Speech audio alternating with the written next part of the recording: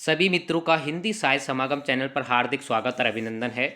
मित्रों, आज हम शिक्षण अभिरुचि से संबंधित महत्वपूर्ण प्रैक्टिस सेट 18 देखेंगे। इससे पूर्व हम 17 प्रैक्टिस सेट शिक्षण अभिरुचि एलटी से संबंधित देख चुके हैं और साथ ही 18 practice set NCERT Hindi Sanskrit से संबंधित एलटी के लिए जो हमारा प्रैक्टिस सेट था, यहाँ भी हम 18 प्रैक्टिस सेट चला चुके हैं। इसके साथ ही 13 एनसीईआरटी की क्लासें हम इस चैनल के माध्यम से चला चुके हैं। या संपूर्ण वीडियो अभी तक भी आपने नहीं देखे तो आप सीधे प्ले लिस्ट में जाकर यह संपूर्ण वीडियो देख सकते हैं, और जिससे कि आपका आकलन, आपका मूल्यांकन, आपका चिंतन और आपका अध्ययन एक बेहतर रूप से, सतत रूप से आगे की ओर बढ़ता रहे।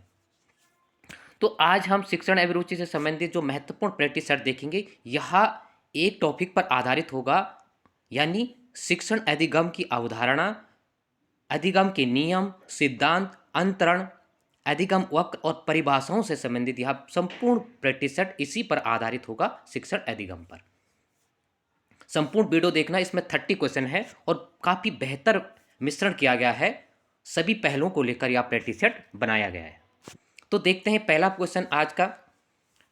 किसी भी व्यक्ति को प्रशिक्षण द्वारा व्यवहार में परिवर्तन, संशोधन की प्रक्रिया को माना गया। ए संशोधन, बी अधिगम, सी अभिप्रेरणा और डी शिक्षण। तो क्या कहा जाएगा, यानी किसी भी व्यक्ति को प्रशिक्षण द्वारा जो व्यवहार में परिवर्तन होगा और उस व्यवहार में संशोधन या परिवर्तन होने की प्रक्रिया को क्या माना जाएगा, तो उसे माना जाएगा क्या, अधिगम माना जाएगा। ठीक है, अब अधिगम को हम देखते हैं कि अधिगम वास्तव में होता क्या है। ठीक है, तो अधिगम वास्तव में क्या व्यवहार में संशोधन ही होगा, परंतु कुछ तथ्य ऐसे हैं कि जैसे हम थकान, बीमार, डर, दवा खाना, परिपक्वता आदि को हम अधिगम की सीढ़ी में नहीं रख सकते हैं। इस महत्वपूर्ण तथ्य को भी आपने नोट करना है, क्योंकि अगर इस प्रकार के क्वेश्चन बन जाते हैं, ऑप्शन में कुछ व्यवहारिक क्वेश्चन आ जाते हैं, तो वहां पर हमसे गलतियां हो जाती है। तो इन छोटे छोटे तथ्यों पर भी आपने ध्यान रखना है। आगे दूसरा नंबर का प्रश्न है, शिक्षण अधिगम की विशेषता है। तो शिक्षण अधिगम की विशेषता क्या है, इसमें आप एक इसमें जोड़ देना, शिक्षण अधिगम की विशेषता नहीं है। ठीक है, नहीं है। ए अधिगम एक अर्जित क्रिया है, बी अधिगम जीवन पर्यंत चलती है, सी अधिगम का प्रभाव बालक की परिपक्वता पर नहीं पड़ता है, और डी सीखने के लिए प्रतिकूल वातावरण होना चाहिए। तो यह व्यवहारिक क्वेश्चन है, इस प्रकार से क्वेश्चन बनते ही बनते हैं। तो इसका सही आंसर क्या होगा, आपने आकलन कर दिया होगा, तो इसका सही आंसर क्या होगा, यहां पर निश्चित तौर पर आपको कंफ्यूजन होगा, तो इसका सही आंसर जो होगा डी होगा। ठीक है, देखो परिपक्वता जो कहा गया है पहले, अभी मैंने इस पॉइंट को दोहराया कि थकान, देखो अधिगम जब करते हैं तो परिपक्वता खुद ही आ जाती है, लेकिन परिपक्वता ही स्पेशल अधिगम नहीं है। इस तथ्य को, इस पॉइंट को आप नोट कर लेना, क्योंकि स्पष्ट लिखा गया है कि थकान, बीमार, दवा, अगर दवा खाने से आप अच्छा कार्य करते हो, हार्ड वर्क करते हो, जैसे एक सिंपल सा, एक बहुत ही रोमांचकर, एक ही महत्वपूर्ण मैं आपको फैक्ट बताना चाहूँगा। जैसे ओलंपिक होते हैं, ओलंपिक आपने देखा होगा, या बड़े बड़े जो आयोजन होते हैं, राष्ट्रमंडल खेल होते हैं, तो वहाँ पर इस प्रकार के प्रतिभागी होते हैं। ठीक है, जो प्रतिभागी होते हैं तो उनका पहले टेस्ट किया जाता है, और वह टेस्ट किया जाता है, अगर कोई भी दवा लेने का अगर दोषी पाया गया तो उसे इतने बड़े गेम या खेल से अवार्ड तक भी लौटाना पड़ता है। अर्थात उसको इसी प्रकार से आप ध्यान रख लेना, अगर थकान है तो वहां पर अधिगम नहीं है, बीमार है तो अधिगम नहीं है, डर है तो अधिगम नहीं है, और दवा खाना और परिपक्वता भी अधिगम की श्रेणी में नहीं नहीं है। तो यहाँ पर स्पष्ट लिखा कि परिपक्वता का असर, अधिगम का प्रभाव जो है बालक की परिपक्वता पर नहीं पड़ता है, निश्चित तौर पर नहीं पड़ता है। अब यहाँ पर जो एक शब्द आपने देखा नहीं, प्रतिकूल, यहाँ पर जो है अनुकूल होना चाहिए। बस एक छोटे सी आपसे मिस्टेक से सारा क्वेश्चन जो है गलत हो चुका है। ठीक है, तो यही बात है।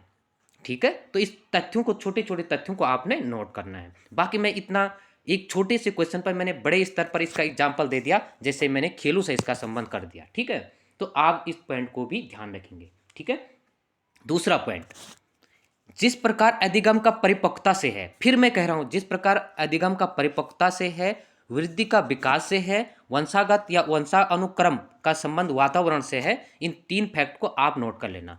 वृद्धि और विकास से क्वेश्चन बनता है, अधिगम परिपक्वता से क्वेश्चन बनता है, इसी प्रकार से वंशागत और वातावरण से भी क्वेश्चन बनता है। लेकिन अधिगम होने के बाद जो परिपक्वता, अच्छा परिपक्वता आता है तो परिपक्वता है, लेकिन हम विशेष रूप से परिपक्वता को अधिगम माने तो यह अधिगम की श्रेणी में नहीं आएगा। ठीक है, अब आपको निश्चित तौर पर क्वेश्चन में कन्फ्यूजन हो रहा होगा, लेकिन निश्चित तौर पर जब अपना नोट्स को टटोलेंगे, एक प्रमाणित और बेहतर बुक आप देखेंगे तो आपको इस तथ्य का बेहतर रूप से आंसर मिल जाएगा। तो प्रश्न पत्र बड़ा है, लंबा है, तो ज़्यादा चर्चा नहीं करेंगे, कुछ सीमित करेंगे। और आपकी मांग के अनुसार मैं संपूर्ण प्रैक्टिस सेट बना रहा था संपूर्ण पाठ्यक्रम पर, लेकिन बार बार आपके लोगों के मैसेज, आप लोगों के जो मैसेज मुझे उपलब्ध हुए, उनके तहत ही मैंने जो है हर टॉपिक पे, प्रत्येक टॉपिक पे जो है बनाने की कोशिश मेरी है। अगला हम तीसरा क्वेश्चन देखते हैं, कौन से कारक अधिगम को प्रभावित करने वाला नहीं है? तो कौन सा कारक प्रभावित करने वाला नहीं होगा? ए, पूर्व का अनुभव, बी, उद्देश्यहीनता, सी, व्यक्ति भेद, और डी, सीखने की इच्छा। तो काफी महत्वपूर्ण प्रश्न है, कुछ व्यवहारिक होंगे, कुछ कठोर या कठिन स्तर के प्रश्न भी हो सकते हैं। तो इसका सही आंसर क्या होगा? उद्देश्यहीनता। ठीक है, पूर्व का अनुभव से भी जोड़ना जरूरी, जो हम जैसे पूर्व के अनुभव से सीखते हैं, जैसे आपने वक्र देखा होगा, अंतरण देखा होगा, तो पूर्व हम उससे स्पष्ट, उसमें जो हम देखते हैं कि पूर्व के अनुभव से तो हमें आगे का ज्ञान बढ़ता है, तो वो हो गई व्यक्ति भेद। तो व्यक्ति में भेद करना नहीं, व्यक्ति भेद अलग अलग। देखो, प्रत्येक व्यक्ति एक ही तरीके से अधिगम या सीख नहीं सीखता है, उसकी धारणाएं, उसकी विचार, उसकी कार्य करने की क्षमता अलग अलग होती है। ठीक है, सीखने की इच्छा, देखो अधिगम सीखने की इच्छा भी जो है प्रभावित करती है। जब आपकी इच्छा ही नहीं होगी, जबरदस्ती आपको कार्य थोपा जाएगा, तो आप उस कार्य को सफलतापूर्वक कर ही नहीं सकते हैं। लेकिन आपका विवेक, आपकी इच्छा होगी, तो आप कठिन के से कठिन स्तर के कार्य को भी पूर्ण कर सकते हैं। तो ठीक है, इसका सही आंसर क्या होगा? देखो, क्वेश्चन का कुछ व्यवहारिकता भी है, और व्यवहारिक क्वेश्चन ही अक्सर आपने देखे होंगे कि गलत होते हैं। तो इन तथ्यों को आप मनन चिंतन करके आप बेहतर रूप से हल कर सकते हैं। अगला चौथा नंबर का प्रश्न है, सीखने अधिगम वक्र में पठार संकेत करता है। सीखना एक ही है, अधिगम एक ही है, कंफ्यूजन होने की आवश्यकता नहीं। कभी कभी हम इन छोटे तथ्यों पर संशय बना रहता है। तो अधिगम पठार संकेत करता है, किस ओर संकेत करता है? ए, कार्य की जटिलता, बी, कार्य का आसान होना, सी, रुचि का होना, और डी, थकान का होना। तो सीखने का जो वक्र बनता है कैसे बनता है? ठीक है, ये आप कि ये जो है अधिगम में लगा हुआ है, यानी कुल मिला के जो 27 टॉपिक है उसमें से 3 टॉपिकों को इसमें मिश्रण किया गया है। ठीक है, आपके पाठ्यक्रम में अलग अलग लगा हुआ है, लेकिन हमने उसको तीनों को जो है अधिगम से के अंतर्गत रखकर उसका एक प्रश्न पत्र बनाने की कोशिश की गई है। तो इसका चौथा का सही आंसर क्या होगा? इसका सही आंसर होगा ए होगा। देखो, कार्य की जटिलता होगी तभी तो वक्र होगा, वक्र मैंने ठहराओ, यानी आप वहां से आगे नहीं बढ़ रहे हैं। कार्य आसान होगा तो वक्र ही नहीं होगा, तब तो आप अच्छा कार्य कर रहे हैं। थकान का न होना, थकान का होना हो सकता है, लेकिन यहाँ पर न किया गया है थकान का ना होना, रुचि का होना। जब रुचि है तो वक्र नहीं हो सकता है। ठीक है, तो इस छोटे छोटे तथ्यों पर आप थोड़ा एक बार चिंतन करोगे, सुनोगे, फिर अपनी बुक देखोगे। आप सुनोगे तो वहाँ से ज्ञान नहीं बढ़ेगा, आप निश्चित तौर पर अपने नोट्स देखोगे, उसके बाद आप बेहतर बुक का अध्ययन करोगे, तो 100% आपके ज्ञान में वृद्धि अवश्य होगी। अगला हम 5वां नंबर का प्रश्न देखते हैं, शैक्षिक उद्देश्यों के आधार पर अधिगम का कौन सा प्रकार नहीं है? तो कौन सा प्रकार नहीं होगा? ए, संज्ञानात्मक अधिगम, बी, रचनात्मक अधिगम, और सी, क्रियात्मक अधिगम, और डी, भावात्मक अधिगम। जो है शैक्षिक उद्देश्यों के आधार पर, ये तो काफ़ी प्रसिद्ध है, काफ़ी बार आ चुका है। ठीक है, और काफ़ी बार इस पर जो है चर्चा भी हो सकती मैंने की है, लगातार इस पर मैंने काफ़ी बार जो है चर्चा की है। और बशर्ते आपके समझ में या क्वेश्चन उतना आए ना आए, तो इसका सही आंसर क्या होगा? इसका सही आंसर होगा रचनात्मक। देखो, भावात्मक, क्रियात्मक, इसके बारे में मैं पूर्व में भी काफ़ी बार चर्चा कर चुका हूँ। ठीक है, और कई प्रश्न पत्रों में इसमें चर्चा करूँ। यहाँ से डायरेक्ट एक क्वेश्चन पूछता है, जो ब्लूम का शैक्षिक उद्देश्यों का वर्गीकरण है। तो शैक्षिक उद्देश्यों का जो वर्गीकरण है वह भी किस पर आधारित है? शिक्षण अधिगम पर है। ठीक है, ब्लूम ने 3 प्रकार के जो है शैक्षिक उद्देश्यों को माना था ना। एक माना था ज्ञानात्मक यानी जिसको ज्ञानात्मक कहते हैं उसी को संज्ञानात्मक कहते हैं। ठीक है, ज्ञानात्मक का मतलब संज्ञानात्मक ही होता है, इस पॉइंट को नोट कर लेना। ठीक है, ये जो है क्रियात्मक है, तो हम क्रियात्मक जो है क्रियात्मक को मनोगत्य आत्मक भी कहेंगे। क्या कहेंगे? मनोगत्य आत्मक भी कहेंगे। ठीक है, अब देखो इसमें इनके छह के चरण बने हुए हैं। जैसे भावात्मक तो ग्रहण करना, अनुक्रिया, अनुमूलन, विचार, व्यवस्था। और पहले ज्ञानात्मक में क्या आएगा? ज्ञान, बोध, प्रयोग, विश्लेषण, संश्लेषण और मूल्यांकन। ठीक है, तो कुल मिलाकर इन तीनों में ही 5-5 या 6-6 चरण है। इन कभी ये डायरेक्ट पूछा जाता है कि ज्ञानात्मक पक्ष का जो है क्रम लगाने के लिए, जैसे ज्ञान, बोध, अनुप्रयोग, विश्लेषण। तो इस तथ्य को भी आपने ध्यान में रखना है। आगे 6 नंबर का प्रश्न है, सीखने के नियम का प्रतिपादन किसने किया? काफी महत्वपूर्ण प्रश्न है, और सीखना है तो सीखने का नियम काफी निश्चित तौर पर यह प्रभाव डाल सकता है प्रश्न पत्र पर। ए थॉर्नडाइक, बी फ्राइड, सी स्किनर और डी आसू बेल। तो इसका सही आंसर क्या होगा? जो सीखने का नियम का प्रतिपादन किसने किया? तो आपने यह क्वेश्चन निश्चित तौर पर आपने इसका आकलन कर दिया होगा, तो थॉर्नडाइक ने किया था। ठीक है, और थॉर्नडाइक के जो नियम है इस पर आधारित आगे प्रश्न है, तो हम अभी चर्चा करेंगे उसके बारे में। जैसे जैसे प्रश्न पद आगे बढ़ेगा तो रोमांच बढ़ता ही रहेगा, आपकी जिज्ञासा जगती रहेगी। आगे 7वां नंबर का प्रश्न है, बुडोरो व बेकर ने कितने प्रकार की अधिगम वक्र रेखाओं का वर्णन किया? ए 4 प्रकार, बी 2 प्रकार, सी 5 प्रकार और डी 3 प्रकार। तो कितने प्रकार के वक्र, एक समानता वक्र जो होता है उसके बारे में भी चर्चा करेंगे।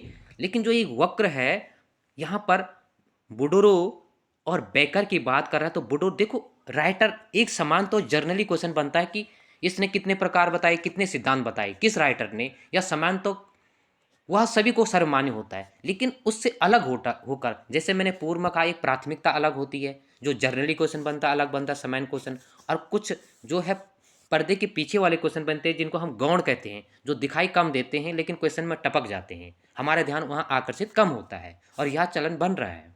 ठीक है, तो बेकर इसने कितने बताए थे? तो इसका सही आंसर क्या होगा? 7 का, यानी 3 बताए थे। ठीक है, कितने बताए थे? 3 बताए थे। और वैसे कितने चरण होते हैं?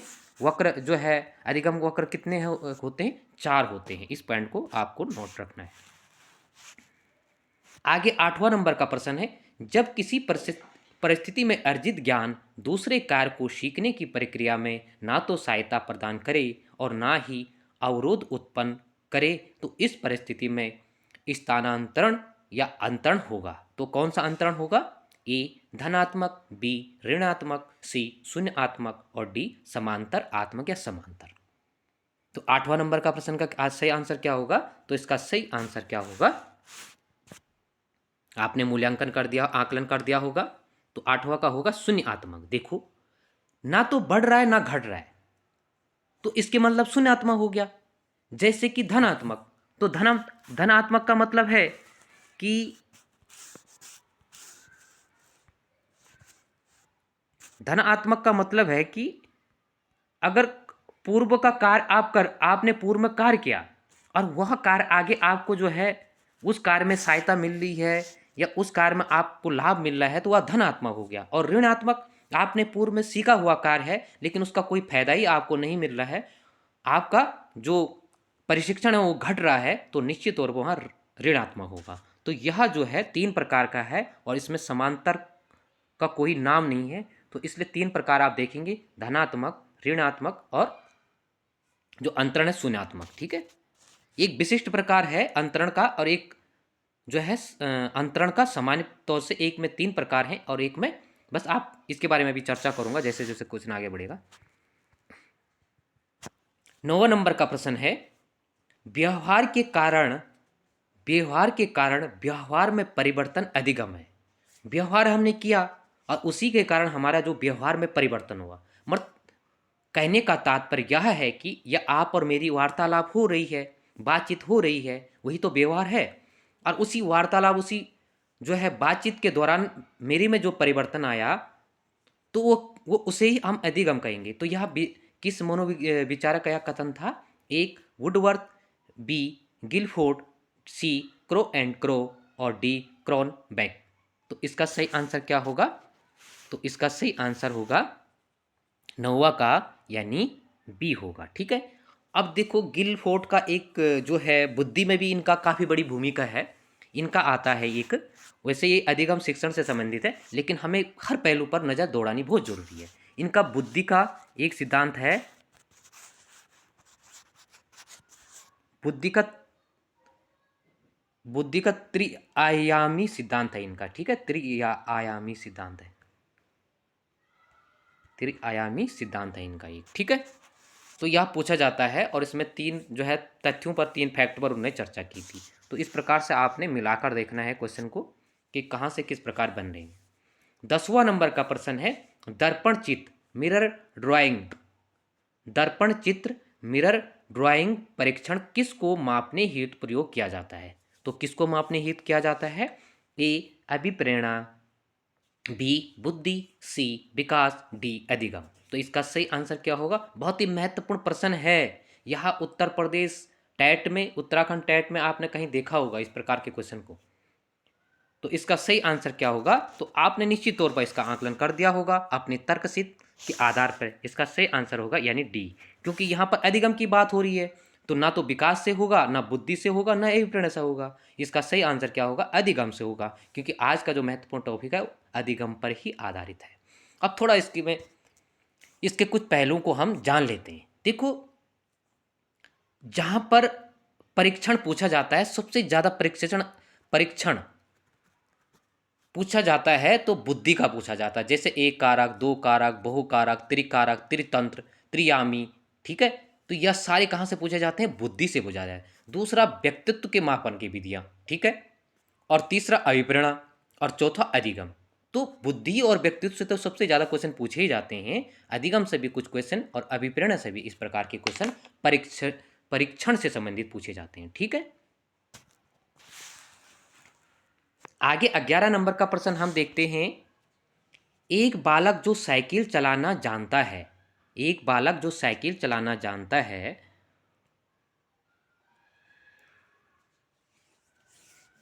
है, मोटरसाइकिल चलाना सीख रहा है, यह उदाहरण किस अधिगम अंतरण का है? ए अधिगम अंतरण, बी ऊर्ध्व अंतरण, सी द्विपार्श्विक अधिगम, ए डी एक पार्श्विक अधिगम। तो इसका सही आंसर क्या होगा? कहने का तात्पर्य यह है कि एक बालक ने साइकिल चलानी सीखी और उसके उपरांत उसको काफ़ी अनुभव हुआ, और होता ही है जैसे जैसे वह सीखता है तो उसने अपनी चेष्टाओं के अनुसार मोटरसाइकिल की चेष्टाएं की और मोटरसाइकिल वह चलाने लग गया, यानी उसकी ज्ञान में वृद्धि हो रही है। तो यह किस प्रकार का होगा? तो यह होगा 11 नंबर का ऊर्ध्व अधिगम होगा। अब देखो, कहीं हमें यहां पर कंफ्यूजन हो जाता है। ठीक है, जो ऊर्ध्व है, हमें इस पॉइंट को नोट करना है कि यहां पर जो ऊर्ध्व अधिगम है इसको हम लंबवत भी कहते हैं, यानी एक सीधा चलने वाला। ठीक है, लंबात्मक या लंबवत भी कहते हैं, और दूसरा एक सीढ़ी क्रम को भी इसको हम कहेंगे। क्या कहेंगे? सीढ़ी क्रम में भी। ठीक है, सीढ़ी क्रम में भी हम इसको कहेंगे। सीढ़ी क्रम तरीके से आगे बढ़ता है। अब कैसे बढ़ता है? जैसे इकाई, दहाई, सैकड़ा, हजार। ठीक है, और दूसरा हम अगर इसी प्रकार से हम जैसे पहले जोड़ना सीखते हैं, उसके बाद घटाना सीखते हैं, उसके बाद गुणा करना सीखते हैं, उसके बाद भाग देना सीखते हैं, तो इस प्रकार के अधिगम को क्या कहते हैं? ऊर्ध्व अधिगम। देखो, अब इसके गौण पहलू भी आप देखेंगे। सामान्यतः लंबवत और श्रेणीगत, लंबवत भी आएगा तो एक ही बात है, और ऊर्ध्व भी आएगा एक ही बात, और श्रेणी क्रम या श्रेणी स्तर का भी आएगा तो एक ही बात है। ठीक है, तो यहां पर आपको कंफ्यूजन नहीं होना है। दूसरा, जैसे बचपन में सीखा गया ज्ञान, आपने बचपन में कोई कार्य सीखा, आपकी लेखन कला अच्छी थी, आपकी लेख कला अच्छी थी, धीरे धीरे आपकी लेख कला में वृद्धि हुई, तो बचपन में सीखा हुआ यहाँ कार्य आया। ठीक है, इसी प्रकार से इसके काफ़ी एग्जाम्पल हैं, काफ़ी उदाहरण हैं। ठीक है, यानी अर्थात कई प्रकार से इस प्रकार के उदाहरण हैं जिससे कि आप, जैसे मैंने पूर्व में कहा इकाई, दहाई, सैकड़ा, या बचपन में सीखा गया बड़ा में काम आना, ठीक है, तो इसे ही हम लंबवत, ऊर्ध्व और श्रेणी का क्रम में रखेंगे। दूसरा आता है इसमें क्षैतिज, ठीक है, क्या आता है, क्या आएगा, क्षैतिज आएगा, ठीक है। और एक क्षितिज है, एक क्षितिज है, ये आपके 11वीं 12वीं में एनसीईआरटी में एक बुक है, ठीक है। तो क्षैतिज का अर्थ है पार्श्व, क्षैतिज भी आएगा तो एक ही बार, इसका दूसरा नाम पार्श्व है और तीसरा इसका नाम है समतल है, ठीक है। अब इसमें क्या होता है, ये भी अंतरण से संबंधित है। इसमें एक परिस्थिति में अर्जित ज्ञान और अनुभव, एक परिस्थिति में अर्जित ज्ञान और अनुभव का उपयोग दूसरी परिस्थिति में करना। अर्थात मुझे या आपको हिंदी का ज्ञान था, आपने उस हिंदी का ज्ञान का जो है उसका सदप्रयोग, बेहतर प्रयोग कहाँ किया, संस्कृत में किया। यानी एक लैंग्वेज से, एक भाषा का ज्ञान दूसरी भाषा में हुआ। अर्थात आपने अर्थशास्त्र पढ़ा, आप इतिहास को पढ़ने जाते हैं तो वहाँ पर क्या होगा, क्षैतिज या पार्श्व या समतल क्या होगा, अंतरण होगा, ठीक है।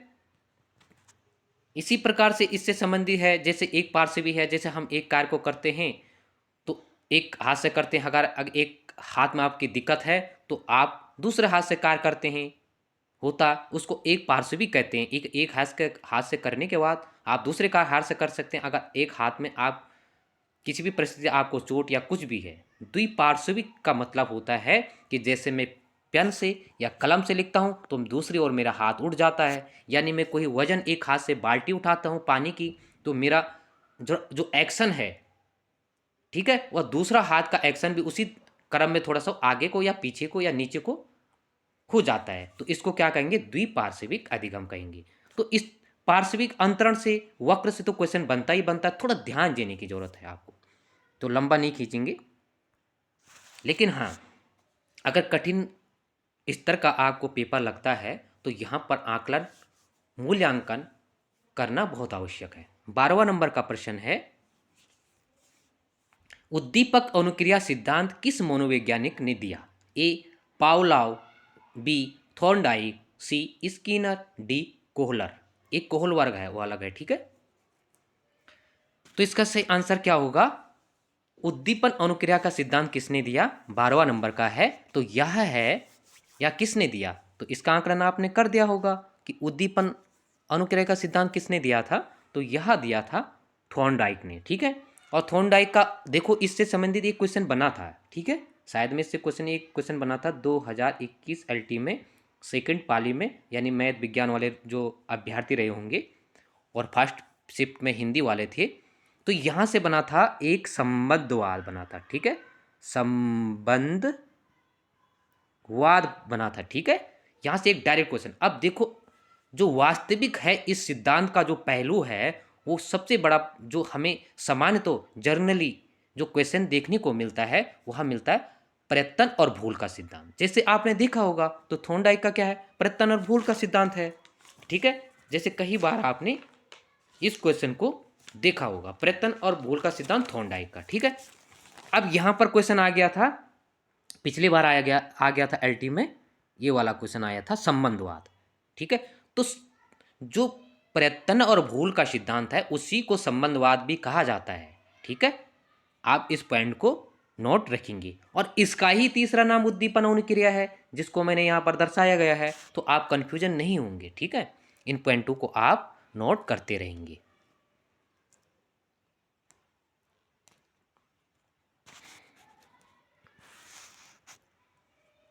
स्किनर, कोहलर, इस पर आगे चर्चा करेंगे जैसे जैसे क्वेश्चन पेपर, क्योंकि अधिगम पर प्रश्न पत्र है तो उस पर भी हमारी चर्चा आगे बढ़ती रहेगी क्रम के अनुसार। 13 नंबर का प्रश्न है, मैस्लो ने व्यक्तित्व की व्याख्या मांग के सिद्धांत के आधार पर कौन सा कथन गलत है। जो व्यक्तित्व, मैस्लो का जो व्यक्तित्व सिद्धांत है, जिसको हम बोलते हैं मोटिवेशन एंड पर्सनैलिटी, काफ़ी बार अब व्यक्तित्व की व्याख्या, काफ़ी अंग्रेज लोग कन्फ्यूजन हो गए होंगे यहाँ पर, लेकिन अगर मैंने इस शब्द को गढ़ा कि मोटिवेशन ऑफ पर्सनैलिटी तो आपका ध्यान आकर्षित हो गया होगा। तो ये कोई डायरेक्टली कभी पूछा जाता है कि पुस्तक किसकी है, ठीक है, और ये पुस्तक किसकी है, मैस्लो की है। तो मांग के सिद्धांत के आधार पर इन्होंने कुछ मांग के सिद्धांत उसमें बताए थे, तो कौन सा कथन गलत है, ए आत्मसम्मान, आत्मसम्मान का मतलब उपलब्धि, प्रसिद्धि, ख्याति। बी सुरक्षा संबंधित, जैसे खतरे से संबंधित सुरक्षा का अनुभव होना। और सी शारीरिक अवस्थाएं, काम प्रवृत्ति, काम कामना आदि।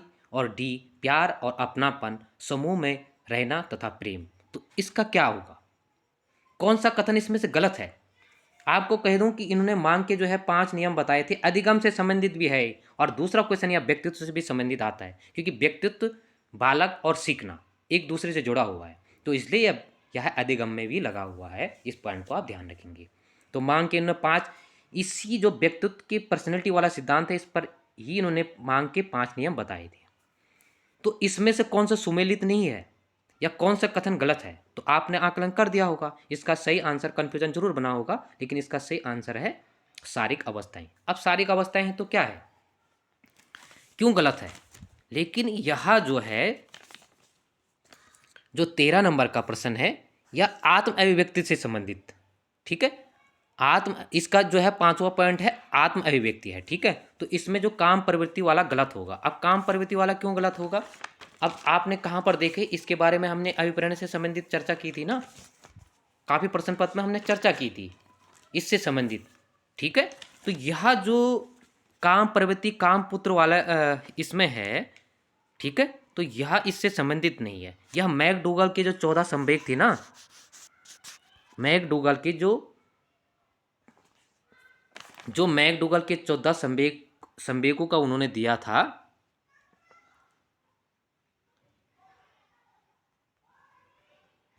उसमें से ये हैं, ये काम प्रवृत्ति, निवृत्ति, पलायन, पुत्र कामना, आग्रह, अधीनता, सौमुक्ति, उसमें है, ठीक है। यहाँ इसका उल्लेख नहीं किया गया है। तो ये 4 पॉइंट तो हैं ही, आत्मसम्मान, सुरक्षा संबंधित और शारीरिक अवस्थाएं, प्यार और अपनापन। इसमें प्रथम पॉइंट आएगा आत्म अभिव्यक्ति आएगा, ठीक है। इसमें एक सबसे बड़ा जो प्रथम पॉइंट है आत्म अभिव्यक्ति आएगा, ठीक है। तो ये 5 आधारों पर उन्होंने व्यक्तित्व की व्याख्या की थी मांग पर। 14 नंबर का प्रश्न है, सीखने के गेस्टल वादी या गेस्टल्ट सिद्धांत से संबंधित नहीं है। जो गेस्टल्टवादी सिद्धांतकार 3 थी ना, जो कौन इसमें से नहीं हो सकता? ए कोपखा, बी कोहलर, सी स्किनर, डी वार्दीमर। तो इसमें से कौन से नहीं है? तो जो ये स्किनर महोदय हैं, यह गेस्टलवादी से संबंधित नहीं है, इनका अपना सिद्धांत है, ठीक है। इनका अपना सिद्धांत है और यह इस सिद्धांत इनका काफ़ी प्रसिद्ध है। जैसे थॉर्नडाइक का है भूल और प्रयत्न का सिद्धांत, तो इनका भी जो सिद्धांत है वह किस पर आधारित है? क्रिया प्रसूत पर आधारित है, ठीक है। तो यह इनसे संबंधित नहीं होंगे। आगे हम बात करें, गेस्टलवादी सिद्धांतकारों की एक बहुत बड़ी उपलब्धि यह रही कि समस्या समाधान विधि का सबसे बेहतर उदाहरण इनका जो है गेस्टलवादी सिद्धांत को माना जाता है। समस्या समाधान का भी कई बार आ जाता है। दूसरा आ जाता है शिक्षण सूत्र, आपने पढ़े होंगे, ठीक है। शिक्षण सूत्र भी आपके लगे हैं ना, शिक्षण सूत्र पाठ्यक्रम के आधार पर। तो जो शिक्षण सूत्र है उसमें एक आता है पूर्ण से अंश की ओर, तो इनका नियम पूर्ण से अंश की ओर है, तो वहाँ जो शिक्षण सूत्र में भी आधारित है। तो आ जाएगा कि किस सिद्धांतकारों ने कि पूर्ण से अंश की ओर कौन सा सिद्धांत आधारित है? तो गेस्टलवादी सिद्धांत आधारित है। 15 नंबर का प्रश्न है, किस बाल मनोवैज्ञानिक ने बाल अधिगम में पुरस्कार को महत्व नहीं दिया? तो किसने नहीं दिया? पुरस्कार को महत्व नहीं दिया गया है। तो किसने नहीं दिया होगा? ए गुथरी, बी कोहलर, सी थॉर्नडाइक और डी पावलोव। तो किसने नहीं दिया? ठीक है, तो 15 नंबर का सही आंसर होगा यानी ए गुथरी ने नहीं दिया। तो गुथरी का जो सिद्धांत था उसको कहते हैं समीपता का सिद्धांत, समीपता, और इसका कई बार दूसरा नाम आ जाता समीप्य, ठीक है, समीप सिद्धांत। तो इसको गैर परवलन कहते हैं। क्या कहते हैं? गैर परवलन कहते हैं, ठीक है। इस पॉइंट को याद कर लेना, गैर परवलन सिद्धांत भी इसको कहा जाता है। किसको? गुथरी का। और एक हाल का जो आया था पुनर्बलन, वो अलग है, कंफ्यूजन मत होना। वो पुनर्बलन है, यहाँ गैर परवलन है, और दूसरा जो है परवलन से संबंधित है सिद्धांत का। तो उनके गौण नाम भी आपने जानने हैं। 16 नंबर का प्रश्न है, अधिगम का शास्त्रीय अनुबंधन जिसको क्लासिकल भी कहा जाता है, सिद्धांत से संबंधित है। तो जो शास्त्रीय अनुबंधन सिद्धांत, वो किसका सिद्धांत है, जिसको क्लासिकल भी कहते हैं? ए कोलर, बी पाओलाओ, सी बांडूरा, डी थॉर्नडाइक। तो इसका सही आंसर क्या होगा? क्लासिकल सिद्धांत। इसका दूसरा नाम पुरातन या प्राचीन या परंपरागत या अनुकूलित और भी नाम है। पुराना और परंपरागत भी आप नोट कर लेना, ठीक है। तो इसका क्या होगा? बी यानी पाओलाओ होगा, ठीक है। 17 नंबर का प्रश्न है, बच्चे फिल्मों में दिखाए गए हिंसकात्मक व्यवहार को सीख सकते हैं। यह उदाहरण किस मनोवैज्ञानिक के सिद्धांत पर आधारित है? ए जीन पियाजे, बी बंडूरा, सी वाई गोस्की या गोस्तकी, डी हल। तो इसका सही आंसर क्या होगा? देखो, हिंसक बच्चे फिल्म देख रहे हैं और हिंसक व्यवहार को सीख सकते हैं, तो यह किस धारणा पर आधारित है? तो यह जो आधारित होगा 17 का, इसका सही आंसर होगा बी होगा। और बंडूरा का कौन सा सिद्धांत था? बंडूरा ने जो जो दिया था, सामाजिक दिया था, ठीक है, सामाजिक दिया था, सामाजिक सिद्धांत दिया था। और यह अप्रत्यक्ष अनुभवों पर आधारित है, जो सामाजिक, इनका जो सामाजिक सिद्धांत है, ठीक है। 18 नंबर का प्रश्न है, एक बेहतर अधिगम निर्भर करता है, किस पर करता है? ए छात्र छात्राओं की सक्रियता, बी शिक्षण शिक्षक या शिक्षण पर, सी अच्छी सामग्री पर, और डी उपयुक्त सभी। तो इसका आकलन आपने कर दिया होगा बेहतर रूप से। तो इसका सही आंसर क्या होगा? डी। क्योंकि अधिगम के लिए छात्र छात्रों की सक्रियता होना बहुत जरूरी है। सहायक सामग्री, वर्तमान युग में जो टेक्नोलॉजी है, भिन्न भिन्न प्रकार के चार्ट मैप जो बोर्ड पर लगे हुए हैं, फिल्मों के माध्यम से, चित्रांकन के माध्यम से, नाटक के माध्यम से भिन्न भिन्न दृश्य दिखाई देते हैं आधुनिक में, तो उससे भी छात्रों को लाभ होता है। शिक्षक, शिक्षण सामग्री, शिक्षक का भी महत्व है। आगे काफी महत्वपूर्ण प्रश्न है वक्र से संबंधित। सीखने की वक्र को सामान्यतः 3 भागों में बांटा गया है, ठीक है। तो किन किन भागों में बांटा गया है? ए प्रथम अवस्था, द्वितीय अवस्था, तृतीय अवस्था, बी प्रारंभिक अवस्था, मध्य अवस्था, तृतीय अवस्था, सी प्रारंभिक अवस्था, मध्य अवस्था, अंतिम अवस्था, और डी उपयुक्त में से कोई नहीं। तो इसका सही आंसर क्या होगा? आपने आकलन कर दिया होगा। तो इसका सही आंसर क्या है? अर्थात सी है, ठीक है। प्राथमिक, मध्यम और अंतिम, ठीक है। तृतीय नहीं है इसमें, यहाँ पर आप लोग को कन्फ्यूजन होगा।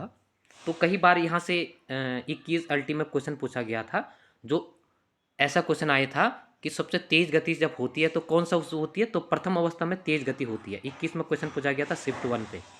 अगर आपका जिज्ञासा जगी होगी तो आपको ध्यान आ गया होगा, ठीक है। तो जो पहली अवस्था होती है वो काफ़ी तेज होती है। जैसे हम कोई कार्य करते हैं तो हमारे की जो इंद्रियां हैं, भावनाएं हैं, वेग है, संवेग हैं, तो काफ़ी एक जो है उग्रपन रहता है, तो वह कार्य जो तेजी से होता है। फिर दूसरा जो अवस्था आती है मध्य अवस्था, कभी तेज कभी मंद होती है, क्योंकि धीरे धीरे काम में काफ़ी प्रकार के परिस्थितियां आ जाती है। और तीसरा जो गति जो है तेज गति जो धीमी पड़ती है, ठीक है। लेकिन जब धीमी धीमी पड़ती है तो आदमी सीख जाता है, काफ़ी बेहतर सीख जाता है। 20वां नंबर का प्रश्न है, थॉर्नडाइक का प्राथमिक अधिगम का नियम नहीं है। जो थॉर्नडाइक ने 2 प्रकार के नियम दिए थे ना, जिस पर मैं हर बार चर्चा करता हूं, अपने बीज वाक्य को दोहराता हूं। थॉर्नडाइक का प्राथमिक और अधिगम का नियम नहीं है। तो कौन सा नियम? 2 प्रकार के एक गौण दिए थे ना उन्होंने, एक गौण नियम दिया था और दूसरा क्या दिया था? प्राथमिक नियम और गौण नियम दिए थे। तो उनका कौन सा नहीं है इसमें? तात्पर्यता, अनुक्रिया, अभ्यास और प्रभाव। तो इसमें से कौन सा नहीं होगा? तो इसका होगा, इसका सीधा सिद्धांत है, देखो, अनुक्रिया नहीं होगा। तात्पर्यता, अभ्यास और प्रभाव, यह तो आपने मूल्यांकन कर दिया होगा। प्राथमिक को मुख्य नियम भी कहते हैं, ठीक है। और थॉर्नडाइक का तो आता ही है। दूसरी बात, अगर हम देखें तो थॉर्नडाइक के आपने बुद्धि से संबंधित भी उन्होंने एक सिद्धांत दिया था, तो इस ओर भी आप अपना ध्यान आकर्षित करेंगे। 21 नंबर का प्रश्न है, कक्षा का स्वच्छ वातावरण जहां शिक्षक और छात्र आपस में सहभागी होते हैं। ए बोध स्तर, बी स्मरण स्तर, सी विकास का स्तर, डी विमर्शी स्तर। तो क्या होगा इसका आंसर? कुल मिला के जो कक्षा का वातावरण तभी बेहतर हो सकता है जब शिक्षक और छात्र आपस में सहयोगी बनकर, सहभागी बनकर, ठीक है, जिसको हम एक भाईचारा भी कहते हैं। यही नहीं कि एक हम अगर शिक्षक का व्यवहार कठोर है तो वह लोकतंत्र की उसमें नहीं आएगा, ठीक है। तो इसका सही आंसर क्या होगा? विमर्शी स्तर होगा, ठीक है।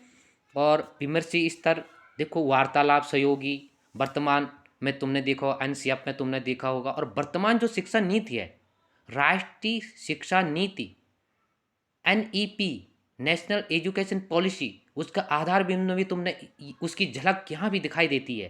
पहले से तो दिखाई देती थी। एक जमाना होता था जब गुरुकुल हुआ करते थे, तो वहाँ पर आपको रहना पड़ता था, अपने परिवार को छोड़ कर रहना पड़ता था, और गुरु ने अगर कुछ भी कह दिया तो वह कार्य आपको सर्वमान्य होना था। लेकिन उसकी बात नहीं करते हम। वहाँ पर की शिक्षा की व्यवस्था अलग थी। धीरे धीरे इसमें हर प्रकार का बदलाव हुआ। लेकिन आज का जो वर्तमान का शिक्षक है, उसको किस प्रकार का व्यवहार करना चाहिए, एक सहयोगी, एक विमर्शी स्तर का, उसको तानाशाह प्रकार से नहीं आप सिखा सकते हैं बालक को। और यह जो है आपने एनईपी में भी देखा होगा, एक नहीं जिसको हम कहते हैं सुगमकर्ता, सहयोगी, सहभागी, विमर्शी, वो है ना, कई नाम है। 22 नंबर का प्रश्न है, आशुबेल ने सीखने के कितने प्रकार बताए?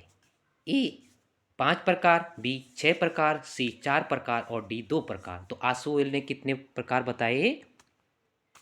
तो इन्होंने कितने प्रकार बताए थे? इन्होंने 4 प्रकार से बताए थे, ठीक है। 22 नंबर का क्या? 4 प्रकार। अब 4 प्रकार कई बार पूछा जाता है इसमें, ठीक है। तो इसमें से कई बार ऐसे भी क्वेश्चन बन जाता है कि आशुबेल का जो सिद्धांत, सीखने का जो सिद्धांत था, इसमें से कौन सा नहीं है। तो इनका एक अधिकरण है, अन्वेषण है, रटकर है, अर्थपूर्ण है। तो तीसरी बार शायद में ये क्वेश्चन बन चुका है अभी तक 18 प्रैक्टिस सेट में, और बनेगा ही बनेगा जब आप रेगुलर देखोगे। अगर आप ज़्यादा समय आपको नहीं मिलता है, कई बार हम तक मैसेज पहुंचता है कि सर हमारी फैमिली परिवार हैं, अपने सास ससुर को देखना पड़ता है, अपने परिवार के अन्य सदस्यों को देखना पड़ता है, और अपने बच्चों को देखना पड़ता है, और वास्तव में दिनचर्या के जीवन में हमारी प्राथमिकता और एक जो है गृहिणी की प्राथमिकता होती है और होनी भी चाहिए। तो इस परिस्थिति में आप लोग अपना समय निकाल कर रात्रि काल में पढ़ सकते हैं, जो शाम के समय आप अध्ययन कर सकते हैं। तो इस हिसाब से आप अपना अध्ययन को सुचारू रूप से आगे बढ़ा सकते हैं।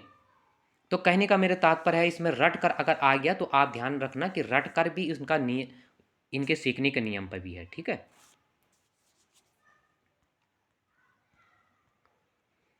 23 नंबर का प्रश्न है, कक्षा शिक्षण में पाठ प्रस्तावना सोपान सीखने थॉर्नडाइक के किस नियम पर आधारित है? कक्षा शिक्षण में पाठ प्रस्तावना जो होती है, तो यह थॉर्नडाइक के किस नियम पर है? ए प्रभाव का नियम, बी तात्पर्यता का नियम, सी सादृश्यता का नियम और डी साहचर्य का नियम। तो इसका सही आंसर क्या होगा 23 का?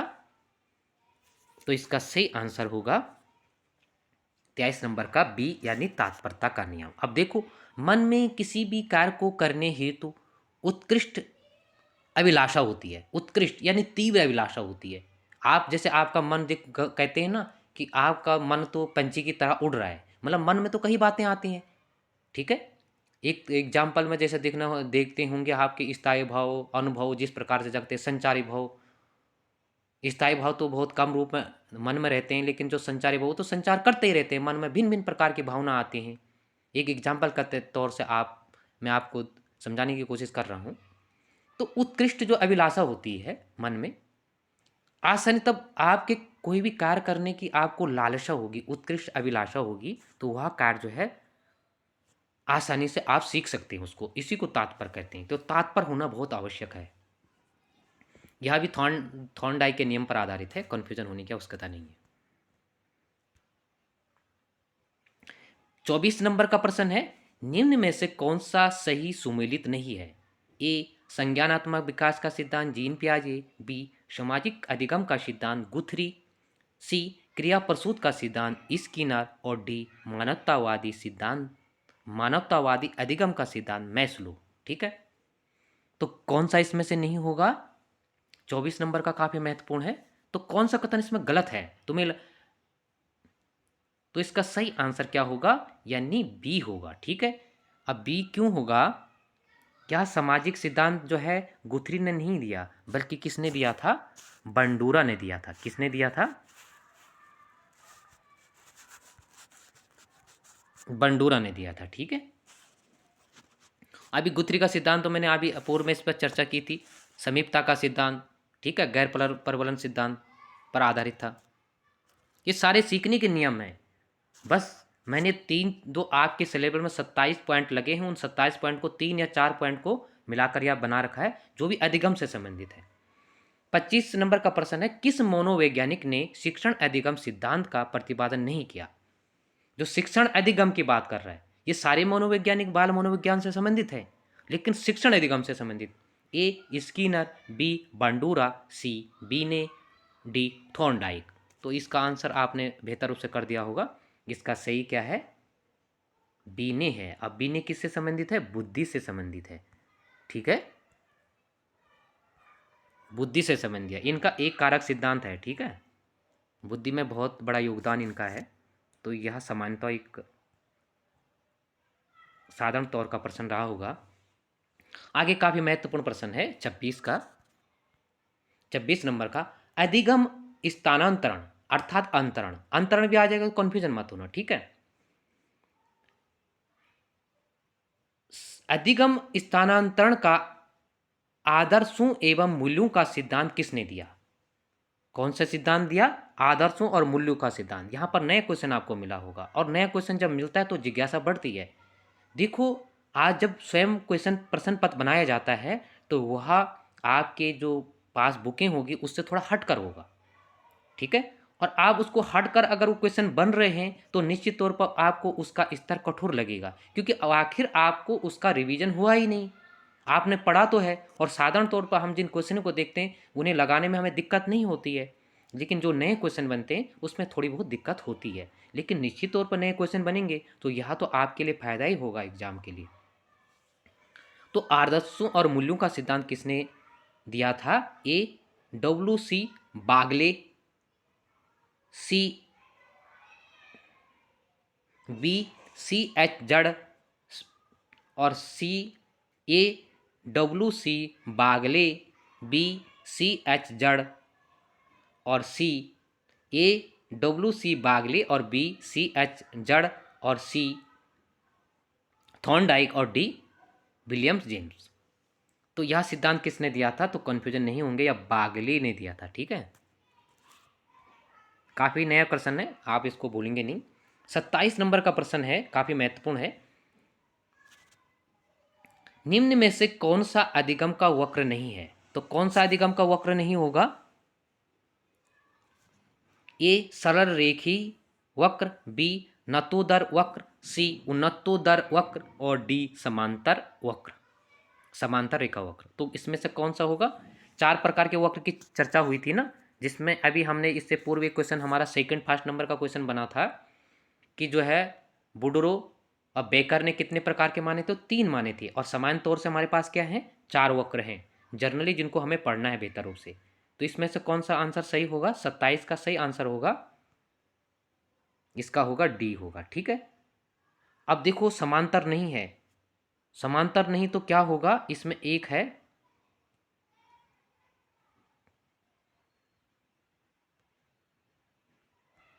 मिश्रित वक्र है। ठीक है, आगे 28 नंबर का प्रश्न हम देखते हैं, किस बाल मनोवैज्ञानिक ने शिक्षण अधिगम सिद्धांत का प्रतिपादन नहीं किया। ये तो हो गया था 25 नंबर का, 27 नंबर का भी हो गया था। 28 नंबर का प्रश्न देखते हैं, जब शिक्षार्थी को समूह में किसी समस्या पर चर्चा करने का अवसर दिया जाता है तो वक्र होगा। ठीक है, एक बेहतर होता है, अधिगम वक्र होगा, अधिगम भी इसमें नोट कर लेना। एक बेहतर होता है वक्र, अधिगम वक्र, बी सामान्य होता है, सी तीव्रतम होता है, और डी अवरुद्ध होता है। तो जब विद्यार्थी को स्वतंत्रता रूप से चर्चा करने का क्लास में कक्षा में अगर अवसर दिया जाता है तो वहां पर क्या होगा, तो आपने इसका आकलन कर दिया होगा 28 का। तो इसका सही आंसर क्या, बेहतर होगा। देखो समान ही नहीं होगा, समान से अच्छा होगा, क्योंकि आप बालक को स्वतंत्रता दे रहे हैं, अवरोध तो होगा ही नहीं, अवरोध होगा तो बढ़ेगा कैसे, तीव्र भी नहीं हो सकता है। ठीक है, तो इसका क्या होगा, बेहतर होगा। 29 नंबर का प्रश्न है, सामूहिक अधिगम की विधि नहीं है। तो सामूहिक अधिगम की विधि कौन सी नहीं होगी, ए खेल द्वारा अधिगम, बी व्याख्यान द्वारा अधिगम, सी शैक्षिक भ्रमण और डी प्रतियोगिता। तो कौन सा अधिगम सामूहिक अधिगम की विधि नहीं है जिसमें समूह रूप से चर्चा वार्तालाप कार्य करने की स्वतंत्रता होती है? तो यह क्या होगा, व्याख्यात्मक अधिगम नहीं होगा। देखो व्याख्या तो टीचर दे रहा है, ये तो एक तरफा है, आप वो व्याख्या टीचर शिक्षक व्याख्या दे रहा है, अभ्यर्थी सुन ही रहा है। लेकिन खेल में सभी की भूमिका बहुत बड़ी होती है, भ्रमण में सभी का अपना अनुभव होता है, प्रतियोगिता में, तो यह अधिगम का सामूहिक अधिगम होगा। ठीक है, आगे काफी महत्वपूर्ण प्रश्न है 30 नंबर का, the condition of learning, the condition of learning पुस्तक के लेखक हैं। तो कौन से हैं, ए बंडूरा, बी जॉन डीवी और सी थॉर्नडाइक और डी रॉबर्ट गिने। तो इसका सही आंसर क्या होगा, इसका सही होगा रॉबर्ट गेंग ने। क्या होगा, रॉबर्ट गेंग ने, डी आंसर होगा। ठीक है, तो इन्होंने अपने पुस्तक में 8 प्रकार बताए थे, इनकी जो पुस्तक है उसमें 8 प्रकार बताए थे, नोट कर लेना। ठीक है, कई बार आजकल पूछा जा रहा है कि उप परीक्षण कितने हैं, इसके अंग अंग कितने हैं, कितने प्रकार हैं, कितने सिद्धांत हैं। तो इन तथ्यों को भी आप साथ साथ लेकर चलेंगे। और कुल मिलाकर अगर हम देखें तो आपको एक परिभाषाएं इसमें देखनी है। ठीक है, जैसे पिछले बार परिभाषा से पूछा गया तो निश्चित तौर पर होनी कमी संभावना कि इस बार दूसरे सिद्धांतों पर आधारित क्वेश्चन पूछा जाएगा। लेकिन सीखने के जो काफ़ी प्रसिद्ध नियम है, सबसे पहले भूल और प्रयत्न का नियम, कुछ तथ्य को आप नोट कर सकते हैं, जो थॉर्नडाइक का नियम है, जो जैसे हम उद्दीपक अनुक्रिया संबंध तथा साहचर्य का नियम भी कहा जाता है, जिसको SR थ्योरी भी कहा जाता है। दूसरा क्रिया प्रसूत अनुबंधन का सिद्धांत, ठीक है, स्किनर का है, जिसको कार्यात्मक कहा जाता है, द्विकारक निमेती अनुबंधन कहा जाता है, और इसको अनुक्रिया उद्दीपन भी कहा जाता है। ठीक है, तीसरा शास्त्रीय अनुबंधन, पावलोव, प्राचीन पुरातन परंपरागत, और चौथा है अंतर्दृष्टि का सिद्धांत, जिसको समग्रता और गैस्टल्टवादी सिद्धांत भी कहा जाता है। इसमें 3 लोगों की भूमिका काफ़ी है, एक वर्दीमर है, और कहीं पर अगर अंग्रेजी में आप पढ़ोगे तो वर्थीमर भी होता है। ठीक है, तो कन्फ्यूजन नहीं होंगे, कोफका और कोहलर। ठीक है, इसकी एक विशेषता है, एक समस्या समाधान विधि है और पूर्ण से अंश की ओर। ठीक है, गेस्टलवादी। चौथा पांचवा पुनर्वलन, हल्का पिछले बार क्वेश्चन पूछा गया था। ठीक है, जिसको अंतर्नोद चालक न्यूनता व्यवस्था, अंतर्नोद चालक कहाँ पढ़ते हैं हम, अभिप्रेरण में पढ़ते हैं, आवश्यकता अंतर्नोद, तो मिलाने की कोशिश कीजिएगा। ये पुनर्वलन पर सबसे बेहतर सिद्धांत, पुनर्वलन अधिगम का सर्वोत्तम बेहतर सिद्धांत है यह। एक क्षेत्रीय सिद्धांत भी आता है कोर्ट लेविन का, दूसरा समीप्य या समीपता का सिद्धांत गुथरी का है, और एक जिसको हम गैर परवलन भी सिद्धांत कहते हैं। ठीक है, तो काफ़ी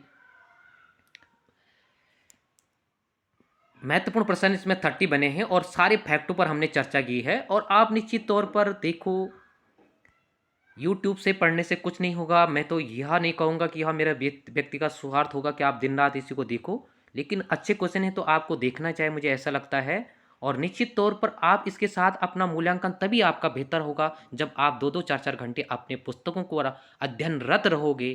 ठीक है, अपने नोट्स पर चर्चा करोगे, तभी ग्रुप ग्रुप खेलने से और मुझे नहीं लगता है कि आपका जो एक चिंतनात्मक व्यवहारात्मक ज्ञान आगे बेहतर होगा, या लगातार आप सोशल मीडिया पर ही बने हैं, क्योंकि आपको एकांत की आवश्यकता होगी दृढ़ ज्ञान के लिए, एक बेहतर ज्ञान के लिए, एक रचनात्मक, एक मूल्यांकनात्मक, एक तार्किक चिंतन के लिए आपको एकांत में पढ़ना और अध्ययन करना ही होगा। किताबों से आपको दोस्ती यारी करनी होगी मित्रों। बाकी मैं ज़्यादा आपको क्या समझा सकता हूँ, जो स्वयं आप बीएड वाले हैं, टेट वाले हैं। हाँ, एक बात कहना चाहूँगा, यह वीडियो आपको अच्छा लगे तो अपने मित्रों तक जरूर शेयर। आपको लगता है कि इस वीडियो में आपको 100 में से 10% या 2% भी अगर आपको फ़ायदा होता है तो इसको शेयर कीजिएगा, लाइक कीजिएगा, सब्सक्राइब कीजिएगा, अपने दोस्तों तक ज़रूर पहुँचाइएगा और सभी मित्रों को एक बार पुनः बहुत बहुत